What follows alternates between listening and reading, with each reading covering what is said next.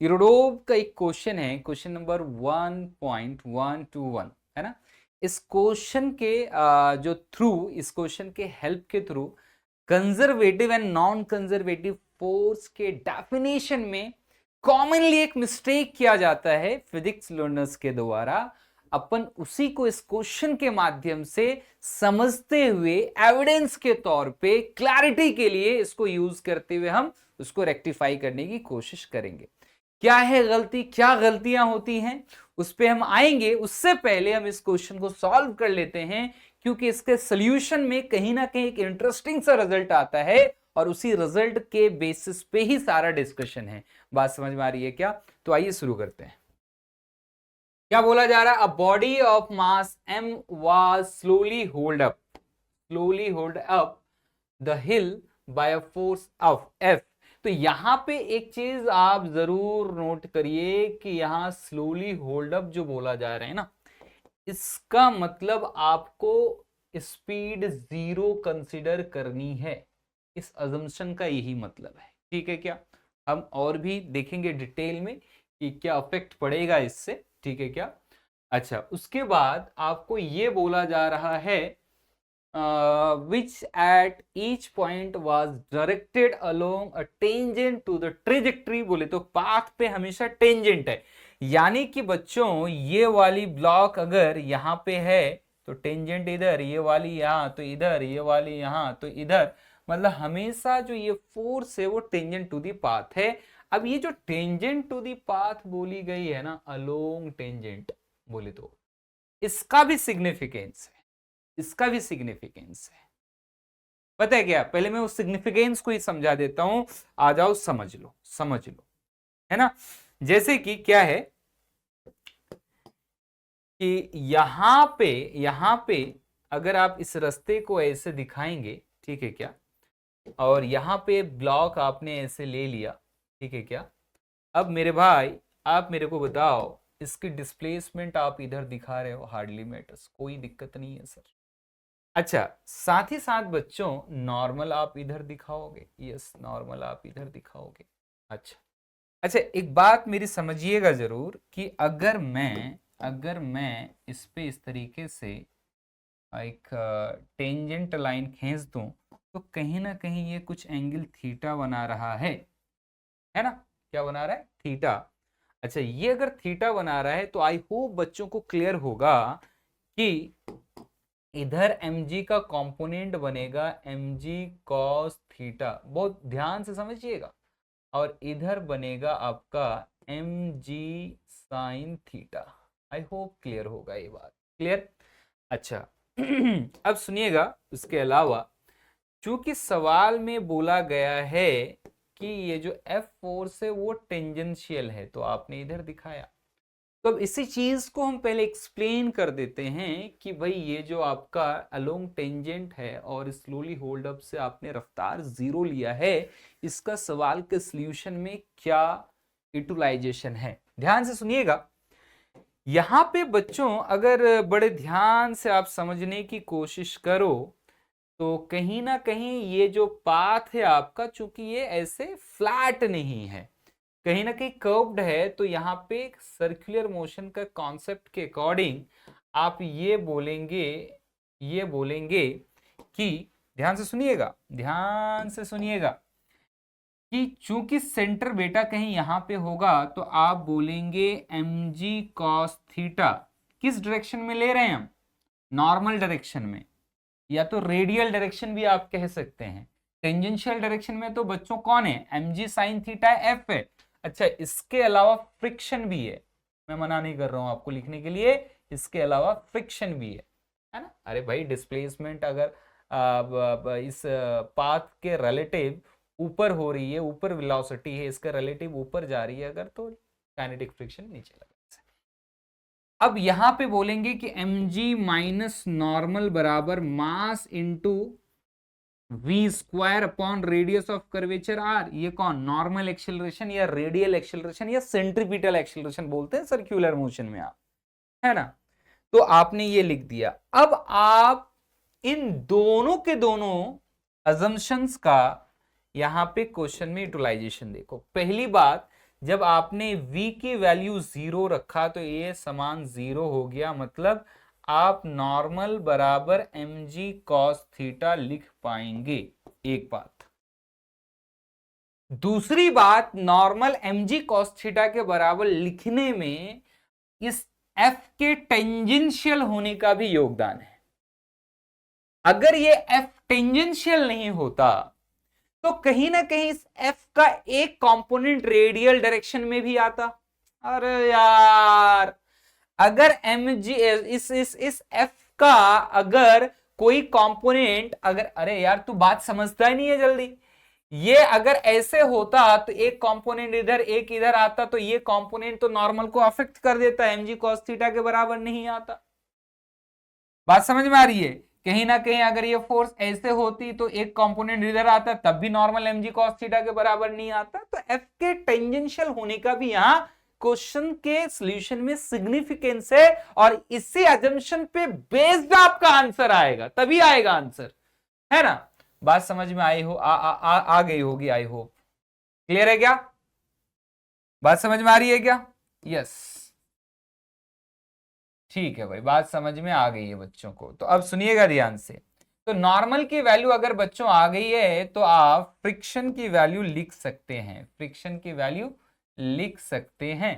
कैसे लिखेंगे फ्रिक्शन की वैल्यू? भाई नॉर्मल अगर है तो फ्रिक्शन तो बेटा म्यू इंटू नॉर्मल होता है। तो फ्रिक्शन एफ के की वैल्यू बच्चों ने लिख दिया कि एफ के है म्यू इंटू नॉर्मल, लेकिन म्यू के जगह आप देखेंगे द कोएफिशिएंट ऑफ फ्रिक्शन जो है यहाँ पे, अगर आगे सवाल को पढ़े, find the work done perform by the force if the height of the hill is h, ये सारी बातें, and the length of the base is l, है ना, and the coefficient of friction is k। अपन यहाँ पे क्या लेते हैं भारत में? म्यू ना। ये रशियन ऑथर की किताब है तो उसमें वहां पे लोग म्यू के जगह के लिखते हैं। इसमें कोई भी मुद्दा नहीं है, मतलब हार्डली मैटर्स। तो यहाँ पे आपने बोला k इंटू नॉर्मल, तो आपने बोला k mg cos theta. Clear? तो ये इन दोनों अजम्पशन का मतलब है। आई होप आपको कहानी क्लियर होगी। ठीक है, अच्छा अब ध्यान से सुनिएगा आगे। अब हम आते हैं क्वेश्चन के आंसर पे। क्वेश्चन पूछा है कि एफ फोर्स ने कितना कार्य किया, ये आप हमें बताओ। तो यार हम यहां लिख सकते हैं वर्क एनर्जी थ्योरम से, work done bye all forces. अब थोड़ा जल्दी जल्दी कर लेते हैं क्योंकि मुद्दे पे भी आना है। बराबर होता है चेंज इन काइनेटिक एनर्जी। तो ये होता है के फाइनल माइनस के इनिशियल। तो वर्क डन में कौन कौन फोर्स है? एक तो नॉर्मल है बच्चों, एक तो mg है बच्चों, एक तो कौन है? फ्रिक्शन है, काइनेटिक, और एक जिसका वैल्यू हमें निकालना वर्क डन बाई एफ, वो वाला, है ना, बराबर के फाइनल माइनस के इनिशियल। आप क्या लिखोगे? हाफ, छोड़ो ना, ऐसे लिख दो ना सीधे, के फाइनल माइनस के इनिशियल। बच्चों यार हाफ mv स्क्वायर होता है काइनेटिक एनर्जी। चूंकि आप v की वैल्यू 0 रख रहे हो तो ये भी 0 आएगा, ये भी 0 आएगा, तो ये चेंज 0 आएगा। देखो इस सवाल में अगर इस सवाल में कांस्टेंट स्पीड बोलता तब भी यहां पे 0 ही आता।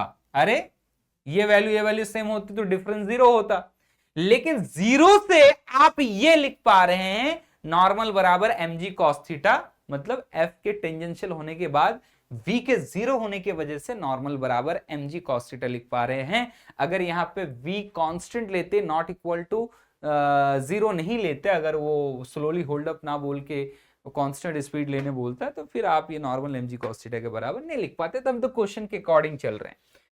अब यहां पे वर्क डन बाय नॉर्मल बच्चों अगर आप ध्यान से सोचें तो 0 लिख सकते हैं, because it is very simple to understand कि नॉर्मल और डिस्प्लेसमेंट ऑलवेज परपेंडिकुलर है।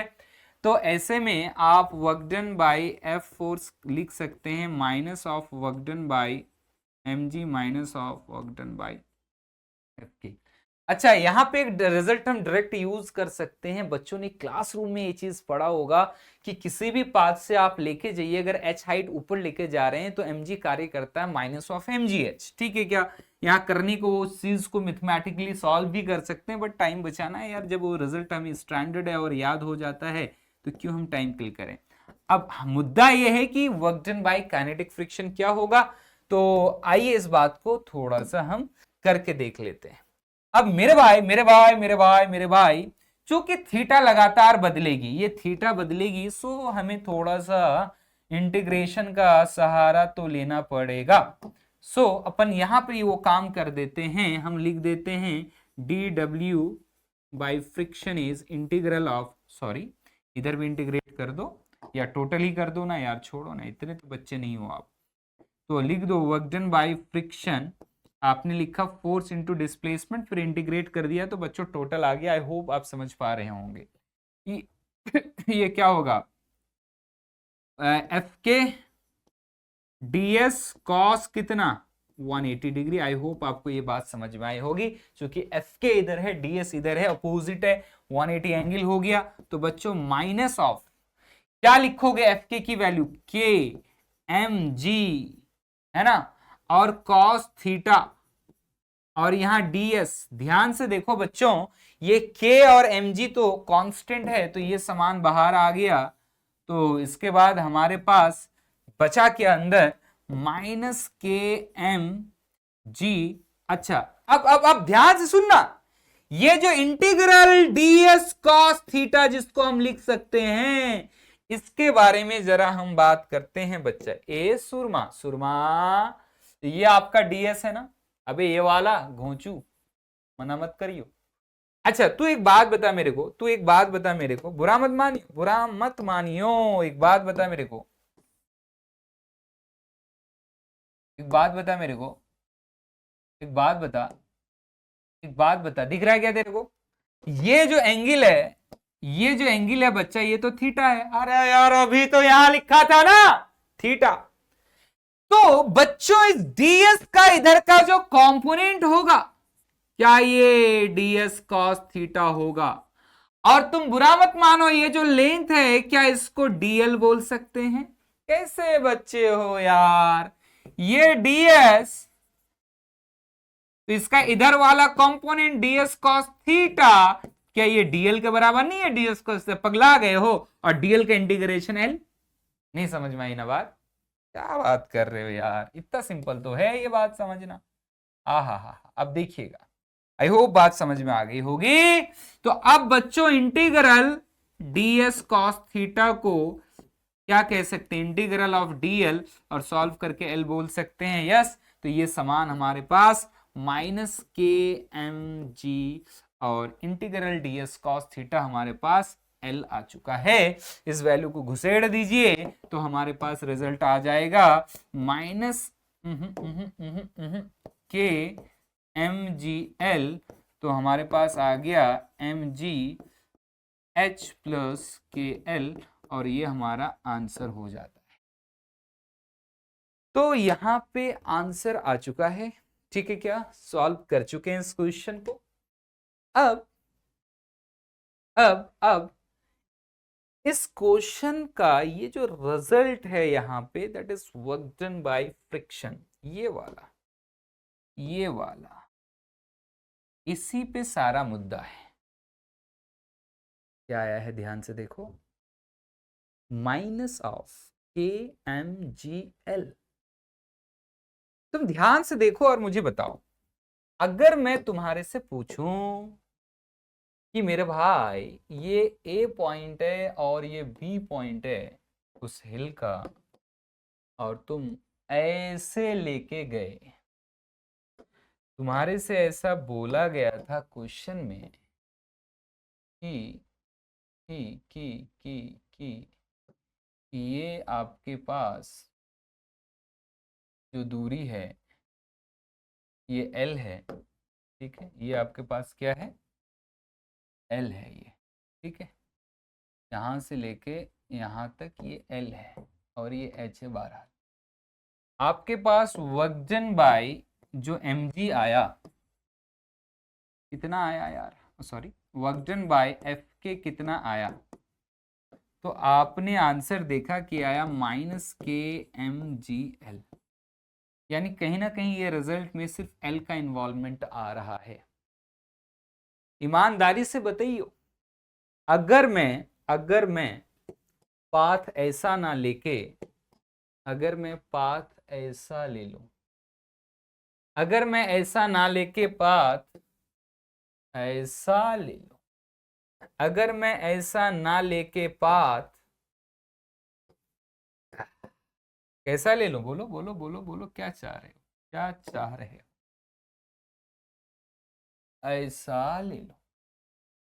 तो चाहे ये पाथ 1 हो, चाहे ये पाथ 2 हो, चाहे ये पाथ 3 हो, चाहे ये पाथ 4 हो, ध्यान से देखो काइनेटिक फ्रिक्शन का वर्क डन, अरे किसी में भी देख लो, किसी भी पाथ से देख लो, जो नेट डिस्प्लेसमेंट का जो कॉस वाला, अरे integral cos DS cos theta, ये तो डीएल बोले तो एल ही तो आएगा।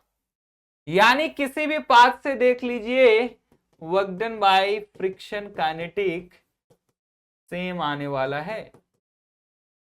यार ये कैसी बात कर रहे हो सर? हाँ सही बात कर रहा हूं, सेम आ रहा है।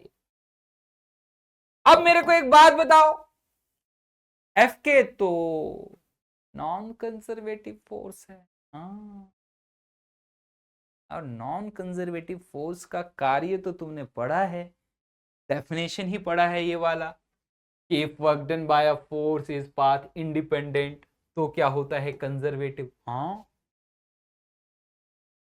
यहां भी तो यार पाथ इंडिपेंडेंट आ रहा है, तो क्या इसका मतलब, क्या इसका मतलब एफ के यहां नॉन कंजर्वेटिव होना चाहिए है? मतलब इस पर्टिकुलर सिनेरियो में आप काइनेटिक फ्रिक्शन का वर्क डन देख रहे हैं, पाथ इंडिपेंडेंट आ रहा है। तो सोमवार को कुछ और सवाल किए जिसमें पाथ डिपेंडेंट आ गया, तो सोमवार को आपने कह दिया कि काइनेटिक फ्रिक्शन जो है वो आपका नॉन कंजर्वेटिव है। अगर आप इसको डेफिनेशन कह रहे हैं यही तो बोलेंगे। मान लो मंगलवार को ये वाली सवाल किया यूरोडोब का, और भाई साहब यहां देख रहे हैं कि पाथ डिपेंडेंट नहीं आ रहा है काइनेटिक फ्रिक्शन का वर्क डन, तो मंगलवार को कंजर्वेटिव बोलेंगे? नहीं नहीं, बिल्कुल भी नहीं। अगर आप सही डेफिनेशन से चले जो आपने जरूर पढ़ा होगा, ये दोनों करेक्ट डेफिनेशन है, ये दोनों करेक्ट डेफिनेशन है किसका? Conservative and non conservative force का। क्या पढ़ा आपने? कि अगर आप ए से बी जा रहे हैं नॉन जीरो वर्क करके, क्या करके? Non zero work done from A to B जा रहे हैं नॉन जीरो वर्क करके, तो वर्क डन ए से बी वाला और बी से ये वाला अगर दैट इज वर्क डन पूरे लूप में जो आप सीखे हुए हैं जीरो आए तो इसको कंजर्वेटिव फोर्स बोलेंगे, और अगर नॉन जीरो आए तो नॉन कंजर्वेटिव फोर्स बोलेंगे। और एक ये वाली में प्योरली मैथमेटिकल डेफिनेशन होती है, आई होप आपने देखा होगा। तो यहां पे इस डेफिनेशन के अकॉर्डिंग अगर आप देखें तो जब आप ए से बी की बात करेंगे तो work done bye kinetic friction आएगा के एम जी एल माइनस का, और जब बी से ए वापस आएंगे तब भी माइनस का के एम जी एल ही आएगा। कैसी बात कर रहे हो सर? कैसे मतलब क्या कैसी बात कर रहा हूं? सोच नहीं रहे हो जरा भी क्या? यहां नेगेटिव क्यों है बे? नेगेटिव क्यों है? क्योंकि cos 180 था। ए सूरमा, तब जब तू यहां से वापस उसको लेके आएगा, ए से बी गए बी से आए, तो डिस्प्लेसमेंट इधर, तो काइनेटिक फ्रिक्शन उसके अपोजिट होगा ना। कैसी बात कर रहे हो? तो ये आ गया, तो यहां पे ए से बी प्लस बी से ए दोनों को जोड़ोगे तो माइनस का 2 के एम जी एल आएगा। बोलो ये नॉन जीरो आया नहीं आया? यस, नॉन जीरो आया है। तो इस डेफिनेशन से कि एक लूप में अगर नॉन जीरो कार्य कर रहा है तो नॉन कंजर्वेटिव है, इससे अभी भी वैलिड है कि ये आपका नॉन कंजर्वेटिव ही है। ये नहीं कि मंगलवार को हमने यूरोडोब का ये सवाल करा तो काइनेटिक फ्रिक्शन कंजर्वेटिव हो गया। ये नॉन कंजर्वेटिव ही है भाई हमेशा। पंगा कहां पे हो रहा है? पंगा हो रहा है कि इस इंफॉर्मेशन को आप अनफॉर्चुनेटली डेफिनेशन बोल के पढ़ते हैं। ये डेफिनेशन नहीं है, नॉट डेफिनेशन। बट प्रॉपर्टी,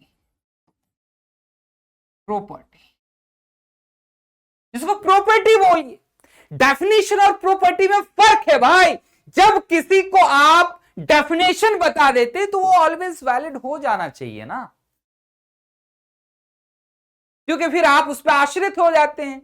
अब आप हो गए इस पे आश्रित, तो आप हो गए इस सवाल में कंफ्यूज, इसके रिजल्ट में ये क्या हो, ये क्या बुला है साहब। एक्चुअल में बच्चों यही कॉमन मिस्टेक होता है कि हम इसको डेफिनेशन कह देते हैं। प्लीज ट्राई टू अंडरस्टैंड, ये डेफिनेशन नहीं है बल्कि ये प्रॉपर्टी है।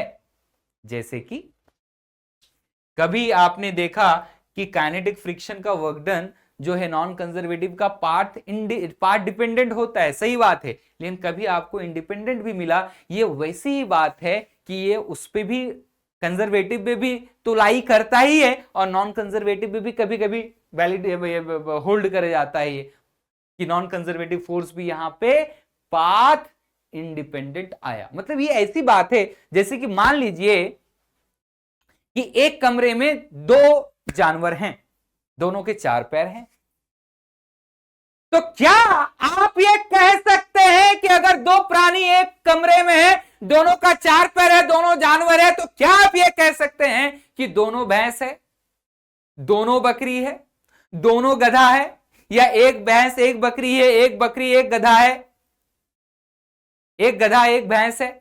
नहीं कह सकते ना। क्यों? क्योंकि भैंस का भी 4 पैर, गधे का भी 4 पैर, भैंस का भी 4 पैर, बकरी का भी 4 पैर, बकरी का भी 4 पैर, गधे का भी 4 पैर।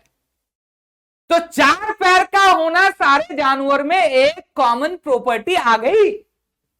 4 पैर होना बकरी को डिफाइन नहीं कर रहा है, गधे को डिफाइन नहीं कर रहा है, भैंस को डिफाइन नहीं कर रहा है। भैंस को गधे से अलग भैंस की कुछ ऐसी चीज बनाएगी जो खासम खास भैंस में ही पाई जाती है, जो उसका वैलिड डेफिनेशन कहलाएगा। गधे को गधे का 4 पैर नहीं बनाएगा, वो तो और भी जानवर में है, तो वो तो कॉमन चीज हो गई, उसको आप डेफिनेशन मत कहिए। गधे को गधे की कुछ ऐसी चीज बनाएगी जो और में नहीं है।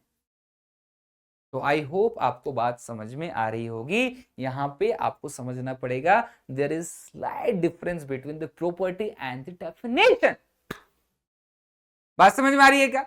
तो इस बात की ओर आपका ध्यान मुझे आकर्षित करना था। दिस इज द रीजन कि मैंने ये डिस्कशन लिया, क्योंकि जब अपन यूरोडोब का ये क्वेश्चन करते हैं तो एक माइंड में ये बहुत इंटरेस्टिंग सा रिजल्ट जो है एक माइंड में एक डाउट डेवलप करता है कि अरे यार हमने तो पढ़ा है कि जो नॉन कंजर्वेटिव फोर्स है और वो काइनेटिक फ्रिक्शन भी नॉन कंजर्वेटिव है, इसका तो वर्क डन, ये नॉन कंजर्वेटिव का तो वर्क डन पाथ डिपेंडेंट आता है, तो ये इंडिपेंडेंट कैसे आ गया?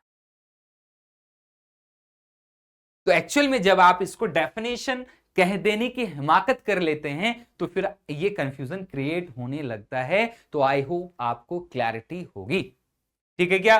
और ये इनके जो है ये एकदम वैलिड डेफिनेशंस हैं इनके, ये वाला भी आप क्लासरूम में पढ़ते हैं। इसके अलावा अगर थोड़ा सा ऐसे हम बात करें तो जनरली नॉन कंजर्वेटिव फोर्स के वर्क डन से क्वालिटी ऑफ एनर्जी घटती है, इस तरह का भी डिस्कशन किया जाता है। तो बहरहाल ये दोनों जो है डेफिनेशन है ना। वो तो जो मैं वो कह रहा हूँ जो चीज़ आपको कि क्वालिटी ऑफ एनर्जी घट जाती है या नॉन कंजर्वेटिव वर्क के कार्य करने से जो एनर्जी कंप्लीटली विड्रॉल नहीं करी जा सकती, ये आत्मीय डेफिनेशन है, सोल वाली डेफिनेशन है, मतलब जिसको अपन एक्चुअल में विजुअलाइजेशन और फील बोलते हैं, मतलब कि होता क्या है इससे। बहरहाल तो आई होप आपको पूरी की पूरी डिस्कशन समझ में आई होगी, है ना। तो चलिए जी, इसी तरीके के इंफॉर्मेटिव वीडियो के लिए बने रहिए। Thank you.